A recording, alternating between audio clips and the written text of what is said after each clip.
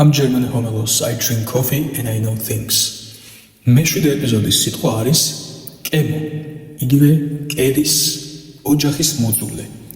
ადამიანი, რომელსაც ოჯახი არ უყვარს, არ ადარდებს, არაფერი ემატება მისთვის, უცხოებს, სრულად უცხო ადამიანებს, ან უბრალოდ ოჯახის გარეთ მყოფ ადამიანებს უფრო პატივს სცემს, უფრო, ასე ვთქვათ, თანხმდება, ვიდრე ახლობლებს, ნათესავებს, ბიძაშვილებს, დეიდაშვილებს, დეებს, ძმებს, ბებიას, პაპას, მშობლებს, უცხოებს უფრო სიყვარულით ეპყრობა, ვიდრე ოჯახის წევრებს. და ამას სიძლიერედ თვლის. საბოლოო ჯამში ასეთი ადამიანი, ანუ იგივე კემო, არც გარეთ ვარგა და არც შინ.